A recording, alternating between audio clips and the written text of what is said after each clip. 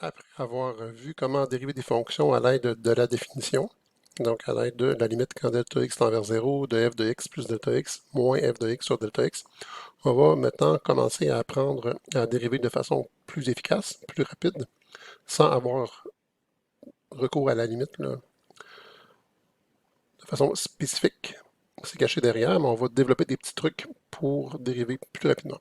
Donc, ici, je vais énoncer trois constats qu'on avait fait justement avec la définition pour les limites, mais là, on va pouvoir y aller plus directement.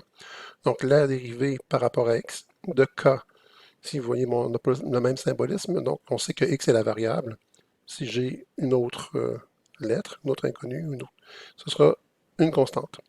Donc, la dérivée par rapport à x d'une constante, évidemment, on a vu que c'était 0, puisque en tout point d'une fonction constante, si je trace une droite tangente, ce sera la droite elle-même, la constante elle-même, mais la pente de la droite tangente sera donc la pente de la constante, et une pente d'une fonction constante, c'est 0. La même chose ici, la dérivée par rapport à x de x. Ben, la droite y égale à x est sa propre tangente. Donc la droite de la tangente, c'est la droite de la pente. La pente de la droite y égale à x, c'est 1, donc la dérivée vaut 1. On n'a plus besoin de faire le passage avec la limite quand delta x tend vers 0. On peut automatiquement écrire 1. Il y a un petit constat ici. Les crochets sont superflus, mais si je les ai mis pour exhiber un peu plus à quoi on va faire.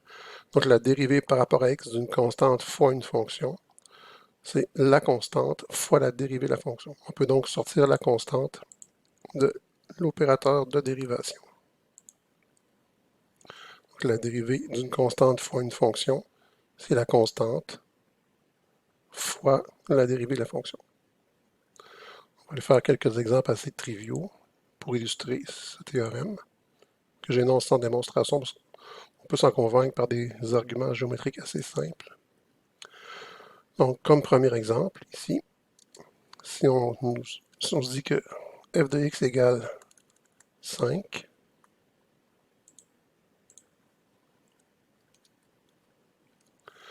bien, f' de x sera égal à quoi? Donc, la dérivée. La dérivée d'une constante, c'est 0, donc automatiquement, je peux écrire 0. Deuxième exemple, ici, si on donne y égale 7x, lui, je vais le décortiquer au long avec les théorèmes, donc y' sera égal à 7 fois la dérivée de x, donc 7 fois x', parce que je peux sortir la constante. En fait, si on l'écrit vraiment au long, dérivée y, c'est comme dérivée 7x. Je peux sortir le 7, ça fait donc 7 fois la dérivée de x.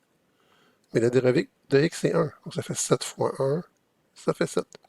Et ce sera toujours le cas quand j'aurai une fonction de type y égale a fois x. Donc la dérivée sera toujours a, qui est la pente, évidemment, d'une fonction y égale à a fois x. Parce qu'on aura toujours le même ici, raisonnement. Et on va donc pouvoir passer de y' à égale 7 directement sans redécortiquer au long tout ça ici.